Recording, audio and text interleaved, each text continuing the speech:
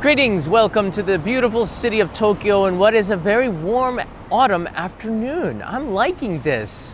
Where has this weather been?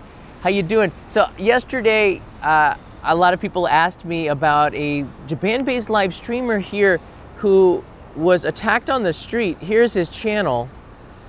Some of you might follow him.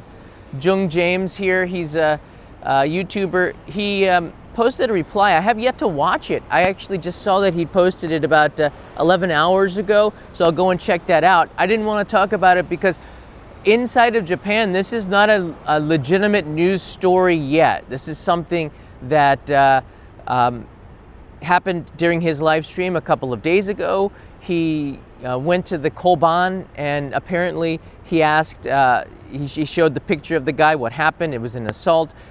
I'm going to try to follow and get more information on it, but we still don't know quite a lot of stuff. It's not an official news story here in Japan, which is a problem. I think it should be.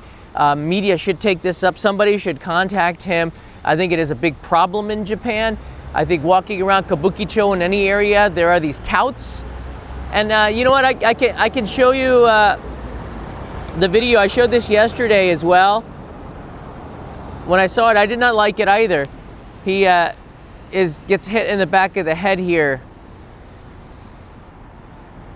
while he's live streaming. This should not happen ever in any country. And the worst thing you could possibly do is to do it while someone's live streaming because there's a record of it. And he gave his response to it in Japanese. His Japanese is very good.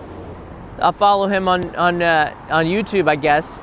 But I'd never heard of him as a streamer. There's a lot of people that are coming here and doing this. But as a fellow streamer in this community, there's a lot of people I don't know. It really sucks to see that, okay? And that is an issue, and it brings into question. And you know what? The weirdest thing is that he was talking about how safe Japan is. He was talking about, and he's right, how safe Japan is, how the crime rate is low, how if in any other country, especially in the US, the downtown I wouldn't call Shinjuku the red light district though. I don't think it's a red light district. I don't know. It's cleaned up quite a bit compared to the 1980s.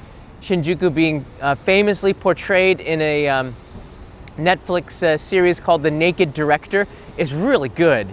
It's really good. The Naked Director, maybe you got to be over the age of 18, I think, to see it, but it's really good, and it portrays the adult entertainment industry in the 1980s, mostly in Shinjuku.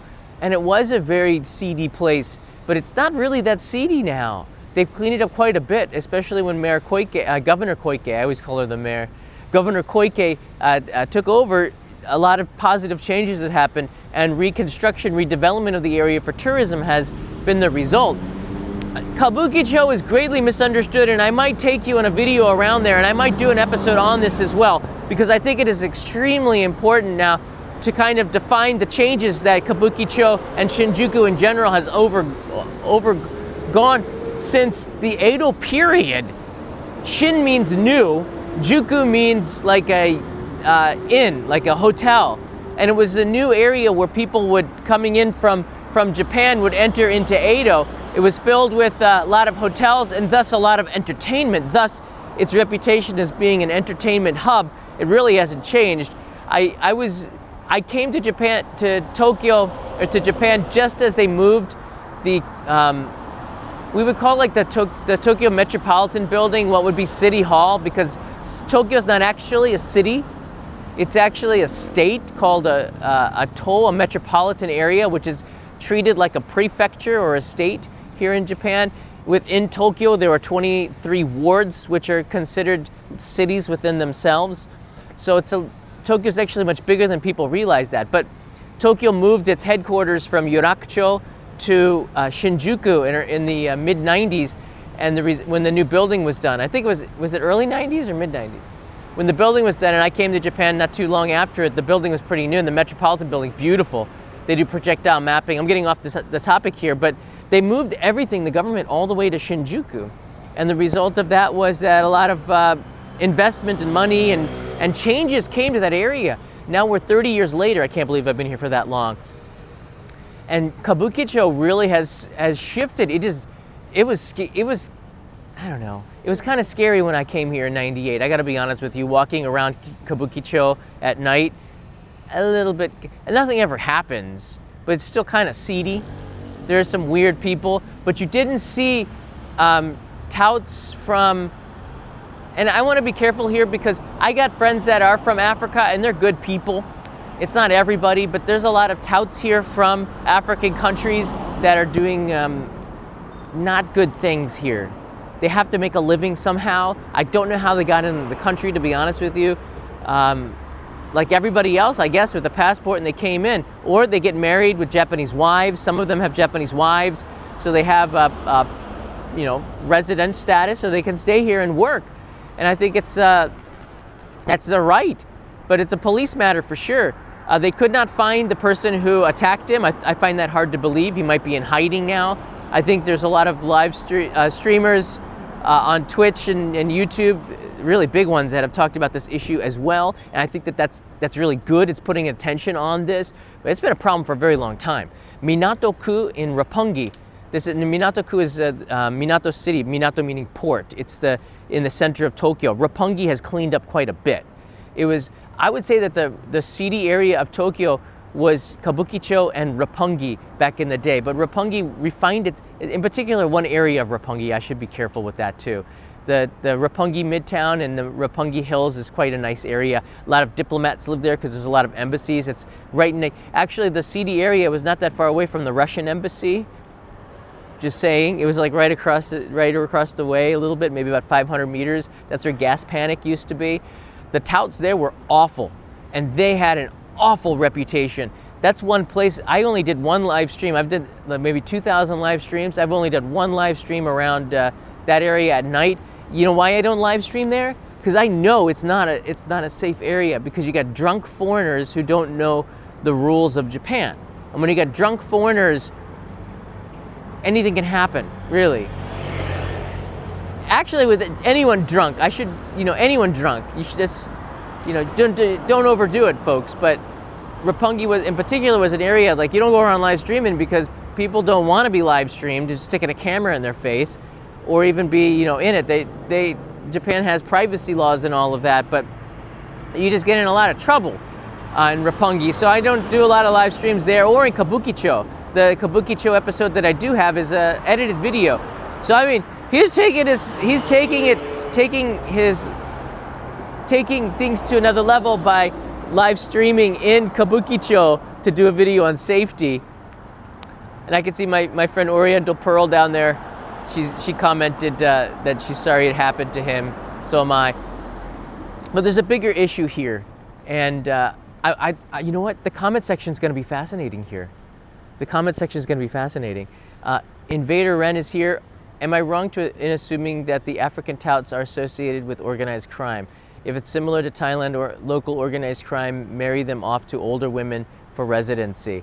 The problem is, that's a great question. The problem is, we just don't know, because first of all, it's not an official news report. None of the TV networks have picked it up. Maybe they did this morning, I haven't checked.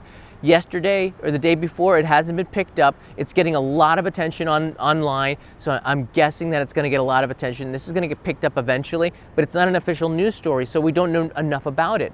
My guess is that these people could be here through various reasons. I have a friend, he used to be a tout in Harajuku. He's actually a good guy. He was married to a Japanese woman, and I met his wife, very good woman. He swept her off her feet. As I said, he's a good guy. They were very deeply in love, but he was doing stuff on the street like this too. So it's hard for me to judge, because some of the people are good people, but this is anybody who hits another person, either probably fresh off the boat, so to speak. They don't know the Japanese language or the Japanese culture, and they're doing something pretty bad. You can hit people perhaps in France. I've seen the one where YouTubers have gone there exposing the scams. Those are pretty good videos, actually. But I don't think Tokyo is ever going to be a place that is anything like France or Rome, with the tourist touts that are making it dangerous for people visiting here. My advice to you is, if you're staying in Kabukicho, you probably have a reason why. You like to drink, which is probably the place to be for that. I did a video on the capsule hotel. Accommodations can be cheap in Shinjuku's seedier areas, but it's also the other side of Shinjuku is a place where there's a lot of luxury hotels, and if you live stream around there, you're not going to have any problem at all. But if you do it in a place, and do it in the depths of Kabukicho, anything's possible. My guess, though, the police saying they can't find the perp is a lie. I think it's the police saying we got better things to do. First of all, they're probably not really thrilled that someone's walking around live streaming in a highly trafficked area. I don't know how the police actually feel about it, but I've live streamed with the police walking by, and I've actually smiled or waved to them, and there's no problem whatsoever. It's only when somebody complains. If that tout had a complaint, he probably should have went to the police instead of attacking him, because once you attack somebody, then it becomes a police matter, at least it should. Assault is not something that police officers should just lie down on. I think also exposing him in public probably, I don't know what the law is like this. Legal Mindset might be able to, or one of the other legal professionals out there might be able to explain this better. He's very much into what the streaming world is into these days. But look, if you're a Japan-based live streamer, if you're coming from abroad, you're going to go to the place where you think you're going to get the most views. Am I wrong? Shinjuku is one of the places that everybody knows. You put it in the title. There's a lot of stuff going on there. A lot of people focused on Shinjuku because of the graffiti recently, because of a dust-up between two creators, which is now settled, thank God. No problem with either one of them, too. It was just a tough thing. But it brought attention to the graffiti issue, which is actually something of an issue. I think that Kabukicho has cleaned up a lot, but there's got some problems there, all right? This is one of them. And this YouTuber getting hit, I should show his channel because his Japanese is incredible. So I think, yeah, I wouldn't mind meeting him. He seems like a really good person. But you know, you're streaming in Shinjuku. Yeah, I probably wouldn't do that. But you shouldn't have any fear of streaming anywhere in Japan, to be honest with you, unless it's a private property or you're literally focusing in on people. That's the criteria. It's a gray area though, and that's why if somebody complains, usually you gotta de-escalate and then just turn it off. But for the most part, filming in Japan is okay. It's when you focus in on somebody, that's something that's really bad to do. That's illegal. But if you're not, it comes up to the person's preference here. And again, I've talked with police officers, I've talked with people who know this. I've actually researched this. I say actually because you might not believe me, but I've looked into it because this is what I do. It's a gray area, folks. I had to be honest with you. You have to be a little bit careful with it, with live streaming, but that does not excuse what happened. Any questions? I'll keep it short and sweet. There's not a lot that I can say about this, but as a live streamer here, I haven't seen his response. So what we do know about the attack, while I'm waiting for some questions. Let's see here. There's an online post from X, formerly Twitter, claiming that November 20th, 2 drug dealers assaulted a streamer in Kabukicho, breaking her smartphone. I think it was his smartphone. This comes from AI, so it's going to be sloppy. Another post on X alleges at least 6 people. So there are. This is why it's really important for traditional media to talk about this, because there's so many facts here that are he said. We saw it though, right? So I'm just 2 drug dealers. I'm not even sure if they were drug dealers or people trying to. We don't even know who the heck they are. But the problem is, I don't like to go to Shinjuku. Let's just get down to brass tacks here. I don't like to go to Shinjuku because it's a dirty place. All right, I'm married. I got a wonderful family. I got no business in Shinjuku unless it's you know, going out to eat at a restaurant to meet up with some friends. But I'm not going to be going to the bars drinking, or going to the nudie bars, or you know, trying to pick up chicks and stuff like that. That's not why. So I have no problem with people who do that. I'm not going to go there though, and I think most people, you don't need to go to Shinjuku's seedy areas really. They want you to, but I'm telling you, there's a lot more beautiful places. But it's interesting, you know. you shouldn't be fearful to walk around with it. But there's this problem with these touts. The last time, let's see here, Chris was about to make a video about you hating on Shinjuku. I don't care if he does. I don't think he will. I'm not hating on Shinjuku at all. I'm just saying my personal opinion. I got no business in Shinjuku, okay? Unless I got to go to the Metropolitan Building or there's some performance going on there, the classical music or a concert or meeting up with friends for dinner. But I just don't go out and drink anymore. That's just not what I do. Golden Guy has jumped the shark and it's really touristy. There's a couple of places that are nice, but it's like, you know, a lot of them have these ridiculous cover charges. If you want to go out and drink, go to the small prefectural capitals around Japan and you get to rub shoulder and shoulder with locals that are much more hospitable. Tokyo is just, these areas that have become really popular are really big tourist attractions now. And for good right, because they're interesting places. They are, and they have a history to it. But for me as a resident, they've jumped the shark, so to speak. You guys know that expression coming from Happy Days, when at the end of Happy Days, Fonzie in his leather jacket jumped the shark, and that's how you knew that Happy Days was over. So we say jump the shark. That's pretty interesting. I love that. But they've redeveloped Kabukicho with the Godzilla, with the Shinjuku Tower that has a lot of entertainment inside there, a lot of restaurants. They've made it easier for Western. It's an interesting place at night to walk around because they got all those signs, the neon lights and the dazzling colors and the Japanese language, and you know, it makes a great picture. In Lost in Translation, remember we had Bob going through there in the taxi in the beginning, and at the end he ends in Shinjuku. Most of that video is I think it's at the Park Hyatt, right? A lot of it's filmed in Shinjuku. So back then it was pretty seedy, and it's pretty seedy now still, apparently. But I don't know where these touts came from. All I know is this. Right now, and yesterday I talked about this, I had to re-upload the video. Right now, the government has become more strict, and with good reason.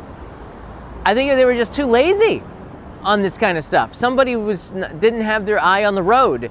They were just, everybody was there's a lot, you're gonna see a lot of content on this. It's not just me. So I'm just touching on the stuff that's gonna be coming out a lot more. But Japan was allowing everybody to buy land anywhere. They're next to military bases. These are episodes that are coming out now. Japan was very lenient on giving out residence permits. They didn't really confirm or check because they thought people were honest. And to be honest with you, yesterday's live stream, I talked about how the numbers went from under 1 million tourists coming here a year. There were under 1 million foreign residents in Japan to 4 million. It's more than quadrupled since I got here. And they just don't have the funds to manage this kind of stuff. So I think that's why they had the kind of hands-off approach for the last 11 or 12 prime ministers, because most people don't lie in Japan, so they don't assume you're going to lie on official documents. Yeah. If you're a good person, you don't lie on official documents, okay? But coming from the West, people might do that more than Japanese do. Don't get me wrong, Japanese do that too. But not in the numbers like in the West. It's very rare. They just didn't have the resources, and now they do, because they're going to tax the visas at a much higher rate starting in 2026 for international tourists coming here, and 2027 for residents, it appears. If you're thinking about getting permanent residency, you probably want to do it now if you can qualify. But they're also looking at this kind of stuff right now. The diet, the government, they're looking at this stuff now. And I really hope that the media picks up on this, on what happened. He speaks great Japanese. They should bring him on. I think it's risky. They should bring him on TV. Get in touch with me. I know a lot of these producers of the news programs. I think this kind of stuff happening, it should be on, people should be discussing this inside of Japan. A foreign on foreign attack. They already talk about how the crime rate is higher and it's spiking. I don't know. But I'll tell you this, Johnny Somali did not do much good here for live streaming, even though we're like 2 years removed. he did not do any good. Long memories of Logan Paul. People don't forget easily. But I try to change that perception. I really do on this channel. Any questions? Again, I'm asking again. That's a lot of prime ministers turning a blind eye. I think they just didn't know. It's like the police not saying that they could find the assaultant, the assaulter, the guy who bludgeoned him. Is that the word? Who decked him? They just can't be bothered to look for him. It's a small petty crime. They got big stuff, you know? I don't know what. That's police matter. But they looked at it and said, look, I don't know. I don't want to get into it. It's political maybe. I don't know. But the police should look into it. And I think if he files a police report, the problem is it's so hard to file a police report. I've got to brace myself for this.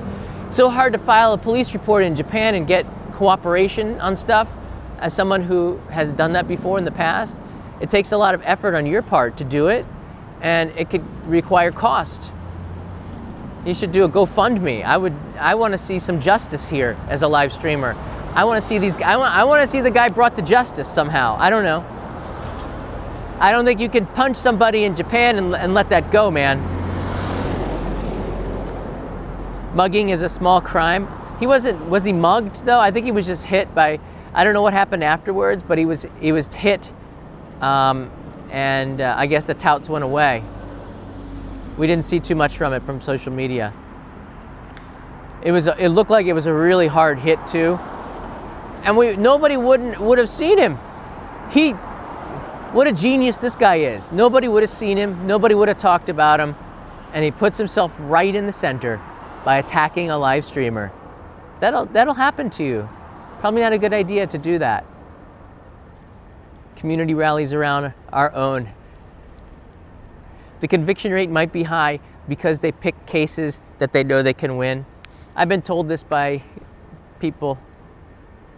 Most people confess. A lot of it has to do with the criminals are smart enough to know that they can't get away with it anymore. And the police only arrest them when they have a case. Look how long did it take for them to finally arrest Johnny Somali? They had a case because he live streamed it. They didn't deport him. They let him keep doing it over and over and over again. They know what's happening. But I think this is one of the reasons why. See, I live here. I get a different perspective than you guys here. But right now, I don't know if it's going to last either. She's got a 72% approval rating. Takaichi, I'm 100% behind her and her efforts.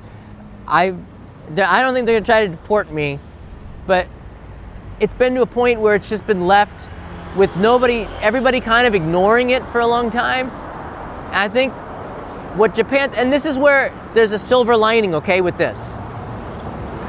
The MO of the way things work in Japan is when there's an issue and it comes to the attention of the authorities, and especially the diet, the representatives, they take it up, and they take it up hard, all right? They crack down on it well beyond, and then they loosen up. It takes about a year, then it loosens up. I believe this is the time where there's gonna be that hard crackdown. It happened last time in 2008. A lot of you don't know this because YouTube was still new. In 2008, this is why you guys watch the channel, because I can bring you 27 years of knowledge. In 2008, the English Eikaiwa school called Nova, which I worked at a competitor called Eon, and everybody at Eon, well, a lot of people said Nova stood for no vacation because the workers there got no vacation time. It was like a sweatshop for learning English language, okay, or for Japanese, the Eikaiwa industry, not something that I think it's usually the gateway job into Japan, right? I worked in it. I taught kids though. After that company went bankrupt and failed, there were thousands of foreign residents here that no longer had a job, and the police went around checking people who looked like English teachers that had no job, that were just walking around in the afternoon. Tourism was not massive in 2008, okay? But most likely, if you're in a city, a small city, and you're walking around aimlessly, you're probably an English teacher with no job. And they would, some of them got deported. Some of them had to, leave the country, were more pressed to leave, get registered as, your visa's over, bro, you gotta go at this time. Little nudge here. I wasn't stopped, but I knew people that were stopped and had their passports and visa checked, which is perfectly legal in Japan. If somebody has committed a crime, they need to check. It's sometimes a good idea for you to do that, so then they could check you off the list, for example. But yeah, it looks like there's another crackdown coming, and it loosens up. But it's good for them to talk about it. It's good for everybody to discuss the right way. Maybe they raise the fees, I don't know. But there's 4 times more tourism, 4 times more residents here than there were when I came, and probably 20 times more than in 1981, which was the last time they raised the price of fees for extending visas, etc. 1981. They did it this year a little bit, but before that, 1981, they hadn't raised the fees. The bubble era, folks. The Japanese miracle. They didn't need to raise the fees. And they didn't have enough foreign tourists or residents, and they were trying to get people to come and live here because it was a harsh society to assimilate in. You had to learn the language, and the culture was much stricter, but these days things have really, globalization, and the argument can be, has kind of ruined the culture in that way.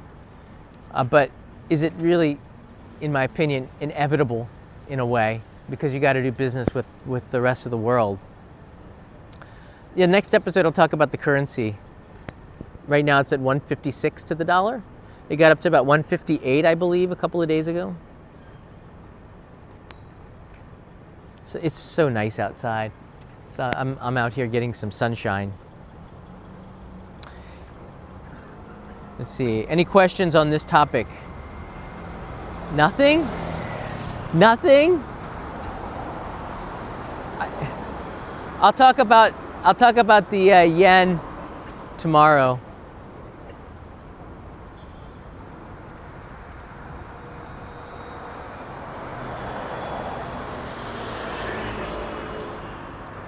We aren't content creators. I timed him out. John, ever felt unsafe yourself after many years? Aloha from Hawaii. Mahalo. Not really.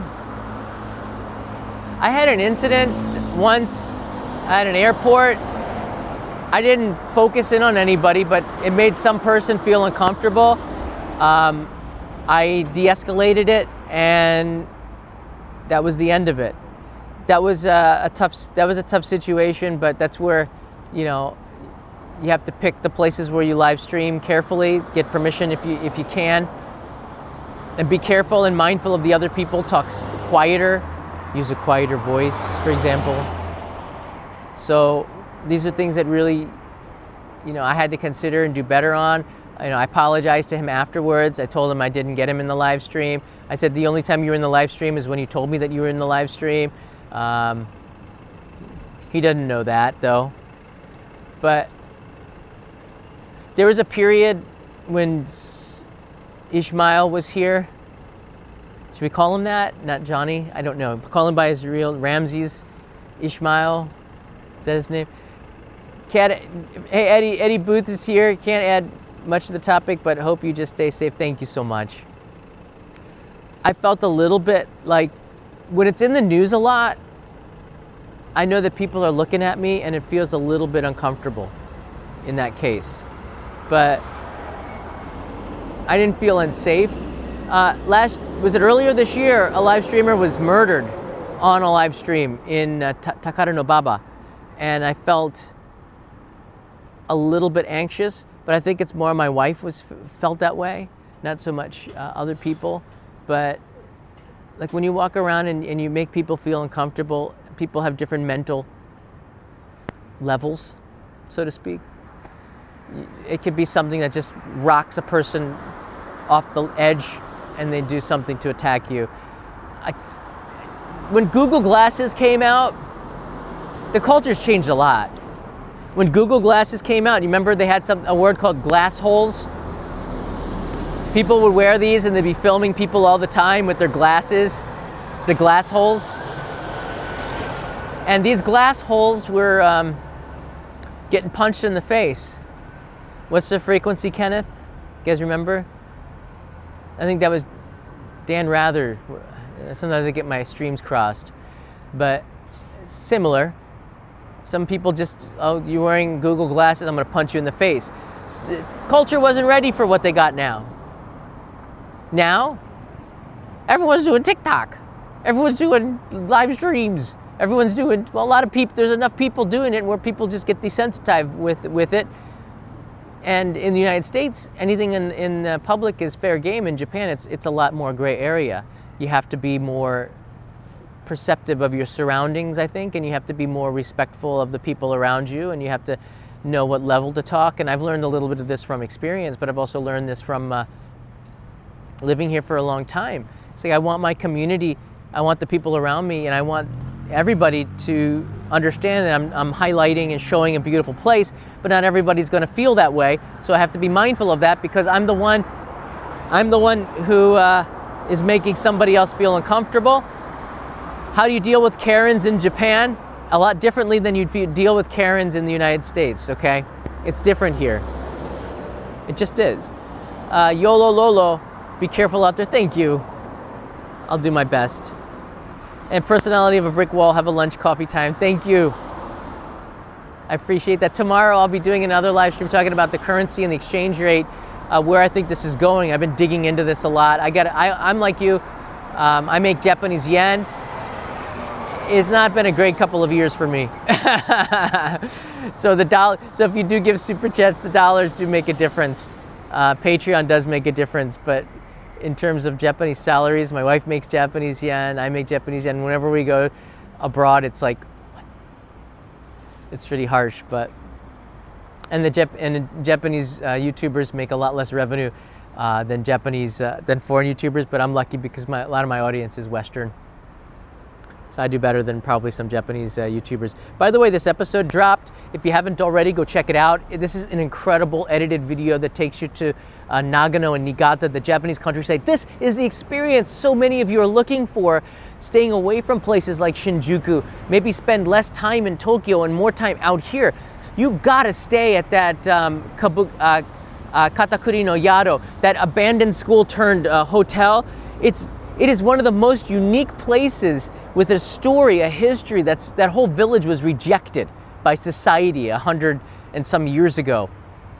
They couldn't establish a school with the government, so they made their own school. The residents hired their own teachers. Now that school, which has been renovated over the years, is now a hotel for hikers. It's got an onsen inside. It's the innkeeper is a chef who prepares food with local ingredients from the area. It's an amazing episode. I think you guys got to go and check that out. It's edited, so the story's good. It's a lot better than the live streams for some of you. But you'll see me walking around the countryside, really enjoying myself. I didn't even know about Japan Long Trail. There's 30 long trails in Japan, each one of them well established and maintained to be hiking, like the Appalachian Trail. I had no idea Japan had a culture of long trails. I knew Japanese walked during the Edo period, but I just didn't know that they had still established trails. I might do a live stream on this to talk a little bit more about it, but it's pretty incredible. The trails extend from Okinawa to Hokkaido, sponsored by the Japan Long Trail Association. Just incredible story. I didn't even know. And we only picked one story of 1,000 probably out there. Catherine writes in here, that video is amazing, John. Thank you so much for the comment. I just saw that. Yeah, the mods are doing their job. Thank you, mods. Well, since you mentioned this, I figured you would earn American dollars from YouTube, but not yen. It just depends on where you're based. Maybe I could, but I don't think it changes too much, to be honest with you. I'm not quite sure, actually. I think when you give dollars in super chats, you make dollars, but I don't know if the ad revenue is tied to, you know what, maybe the ad revenue is tied to where you're watching from anyways. So I'm probably doing better than most Japanese-based YouTubers. But if you're a YouTuber in India, the ad revenue is probably not that good. I think Australia and Norway and Denmark seem to be the best. I don't know why. Better advertising, I guess. But yeah, it's harder to make a living in Japan and go abroad. I think that's the point. Don't worry about me. Worry about Japanese are not traveling, and the proof is in going to Hawaii. That's another episode. Gosh, I'd love to go to Hawaii too. It's just like everything is so much more expensive, but we'll find a way to make this trip happen in 2026. It's a rough one, but thank you, truly, Messia. Thank you. I'm not gonna get slapped in the head. I don't usually stream in those kinds of places, but anything can happen on a live stream. I'll leave you with this. It's not right that this person got hit in the head. I wouldn't live stream in Kabukicho, to be honest with you, but he was live streaming to make a point that Japan was safe.